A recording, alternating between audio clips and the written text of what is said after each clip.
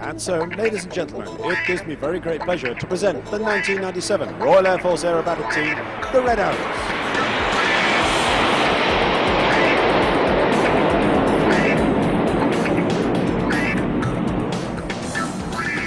Having arrived in 9 Arrow, the aircraft pull into a loop and change into our signature formation, the Diamond. Right at the tip of the Diamond is Red 1, squadron leader Simon Meade. Simon is in his first year as leader, although he was previously in the team from 1990 to 1993. Turning to the display today, in the first half we can expect to see a series of manoeuvres performed by all 9 aircraft in close formation. For those of you with cameras, there will be some excellent photographic opportunities, and I'll try and warn you when these are coming up. Watch out for formations called EFA, Apollo and Flanker.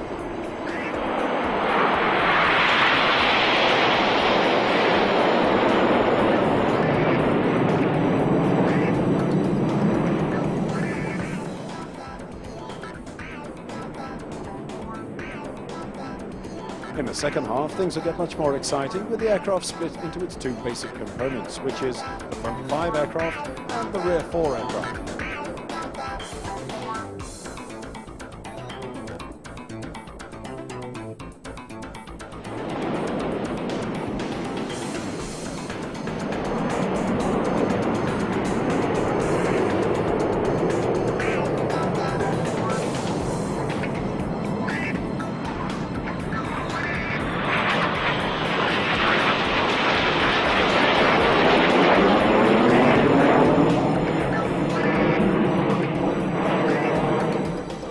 The team have performed well over 3,200 displays in over 52 countries in a recent tour to South Africa, Australia and the Far East.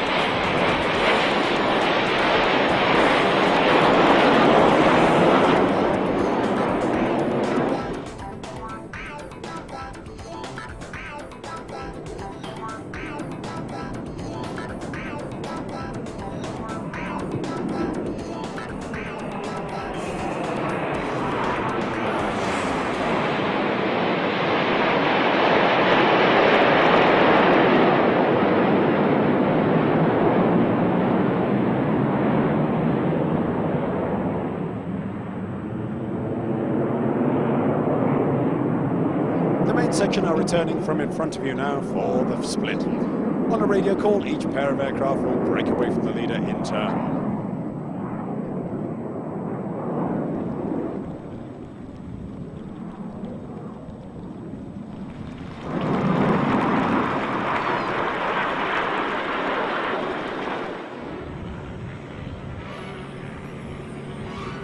We're staying with a slower, more sedate aircraft, and this is a very interesting display team. They're called the Diamond 9 team. Diamond 9 as in Red Arrow's Diamond 9.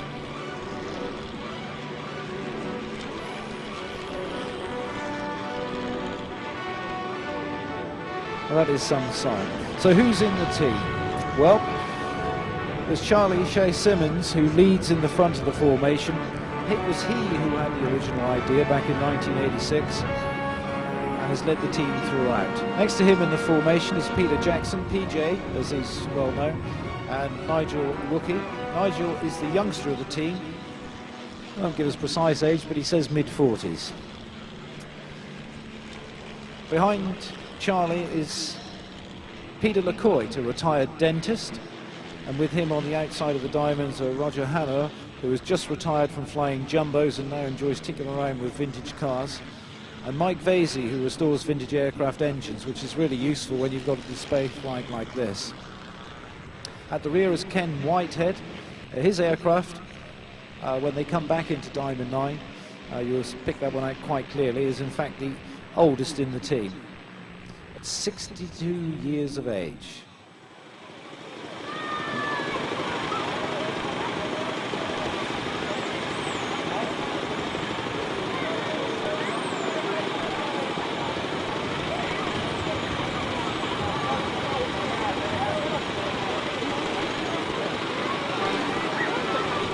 Well, ladies and gentlemen, good afternoon, and thank you for bearing with us whilst our very unspeedy Aerostars make their way down here.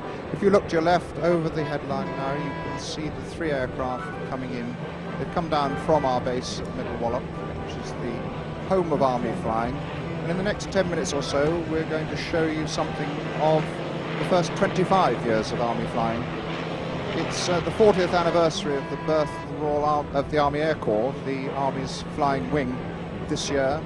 But actually the roots of Army flying go back to the First World War. And these aircraft represent the middle 25-year period. Coming in, leading the formation, is Brigadier Edward Tate in the Korean War Aerostar, the Mark 7. The next one back is the D-Day Aerostar, the Mark 5, and bringing up the rear is the last of the Aerostar line, the Mark 9. That's flown by Captain Chris Fielder, and I should have said that the D-Day Aerostar is flown by actually an Air Force officer, Flight Lieutenant Steve Partridge. Now, the Aerostar is an unarmed aeroplane.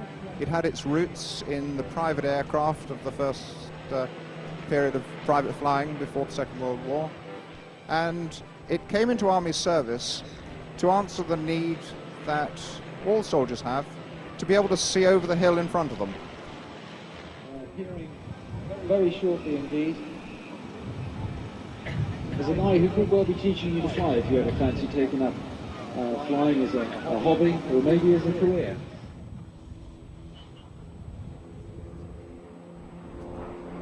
And so as they accelerate in towards you, it is with great pleasure I introduce you to the 1997 Rover Group aerobatic team.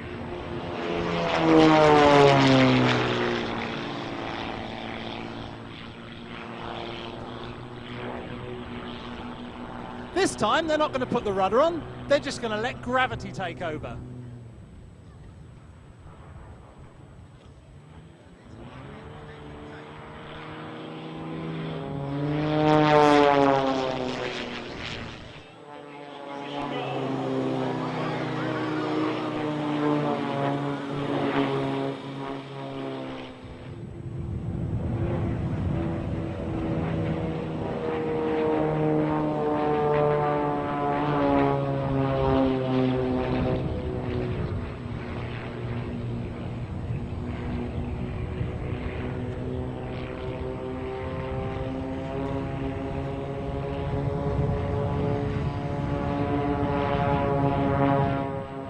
At this point, the grey sky they were looking at turns into grey water, and they concentrate on missing it. Now as they come in, get ready for the Rover break.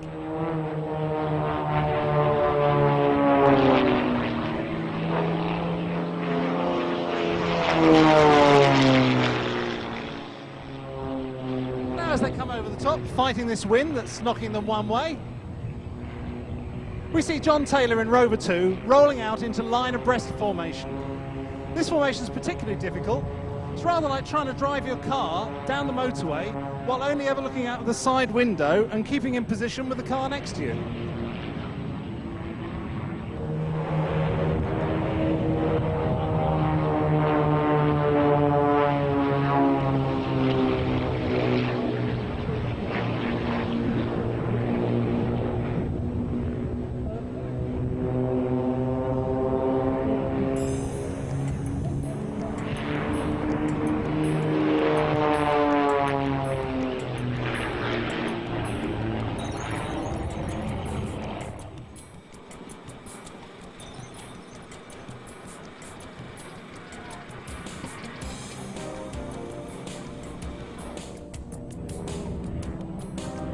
Here's John Griffin with the Stamen.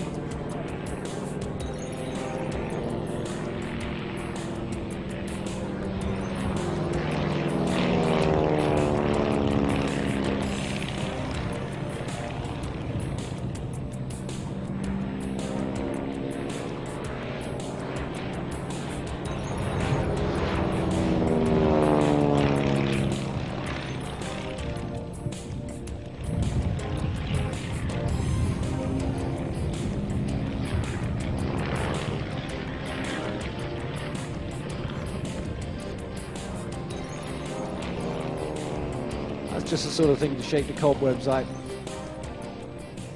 Straight into a loop.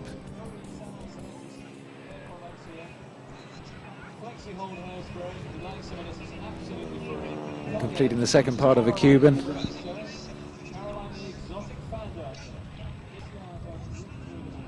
Very important when you enter into a loop or a stall turn, when you're pulling up into the vertical, the wings must be level on the horizon, and then just turn the plane over with a coordination of hand and feet movements on the rudder bar and the ailerons, and in she falls over the top. And let gravity take over, pull you down, and then put the power back on.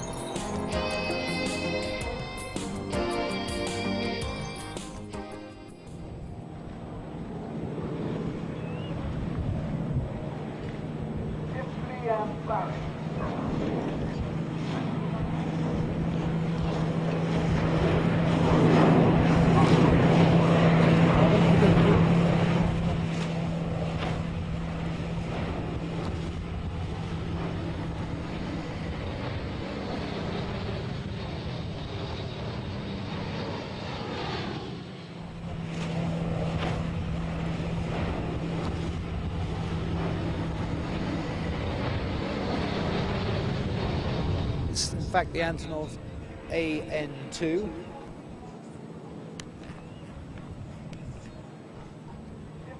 And it's flown by squadron leader Andrew Wyatt. In the livery of the St. Ivel Utterly Butterly.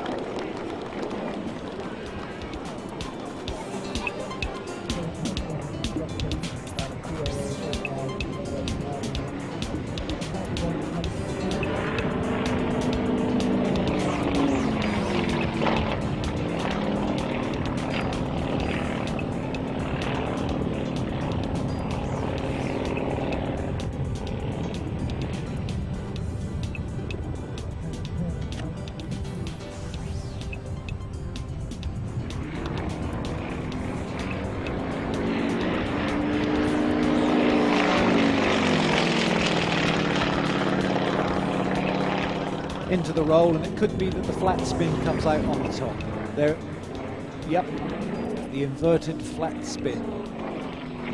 Basically upside down and just hurtling down towards the sea, regaining control, into a roll and pulling out again. And that's one hell of a way to start a display. Spinning is not the best thing in the world to do. It's quite easy for inexperienced people to get totally disorientated in a spin, but to do it upside down as well, it does make your eyes bulge slightly.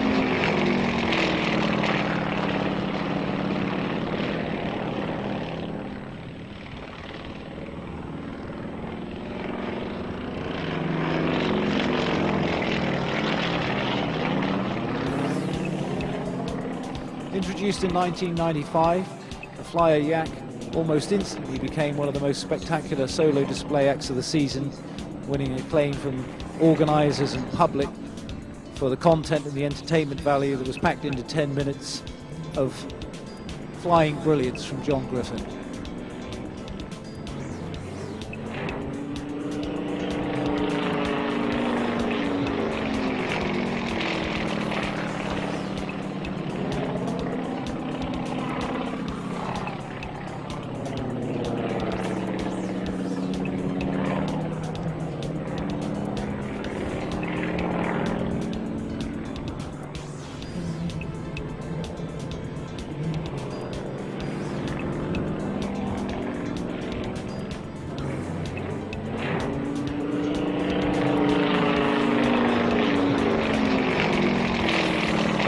For them to do.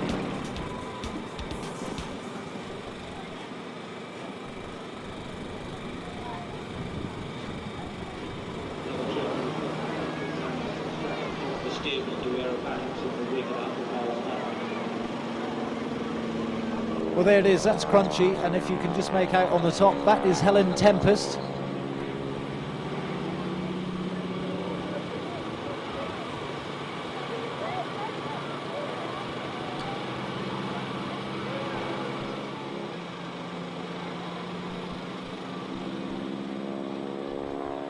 One of the most amazing women I think you could ever wish to meet. Anybody who will strap themselves to the top of one of those planes to do that, it's got to be pretty good in my money.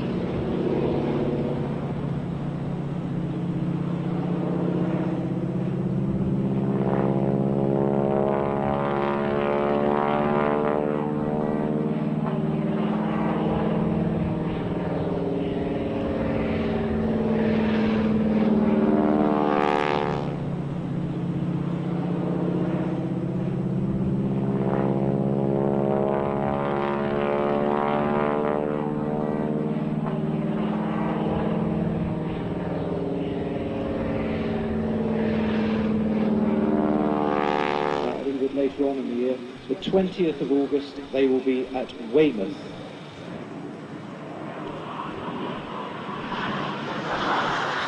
The Meteor and the Vampire, two very distinctive aircraft from Jet Heritage charitable foundation, based over at Bournemouth International Airport. The Meteor brought Britain into the jet era, the only Allied aircraft, or Allied jet aircraft to serve in World War II. And it is perhaps best remembered for tipping up the wings of the Germans' V-1 rockets in flight.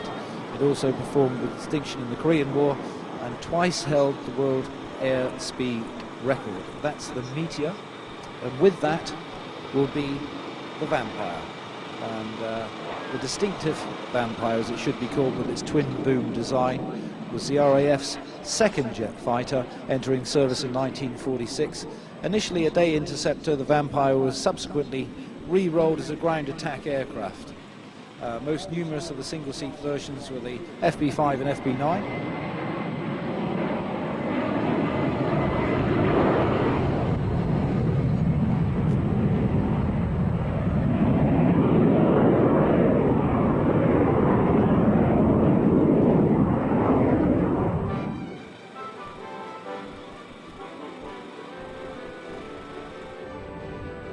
The Swordfish, which is a truly incredible aircraft. And maybe some ex-naval personnel in the crowd today will remember exactly what it was like to see those planes flying around. Very sedate compared to the Red Arrows, but nonetheless a pretty good display. The pilot this afternoon is Phil Shaw. He's in his third season with the Royal Navy Historic Flight. Joined the Navy in 1969 and earned his wings in 1970. And after training on the Wessex and the New Sea King, he joined 819 Squadron. Totally different technology to the very elegant lady that's flying by now. Much more sedate pace.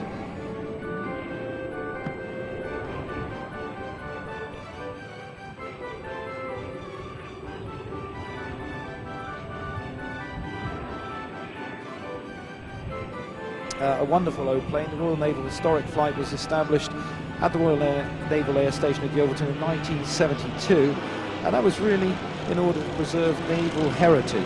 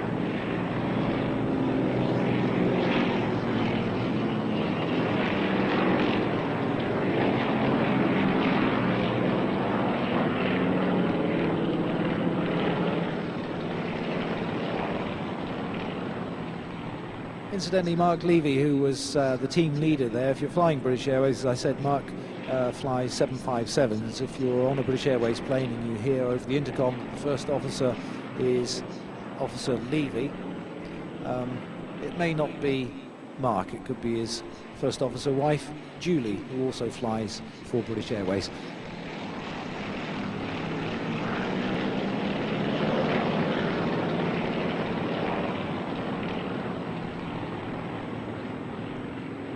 That's the Aerostars, the Yak team, which concludes the afternoon's flying displays, ladies and gentlemen.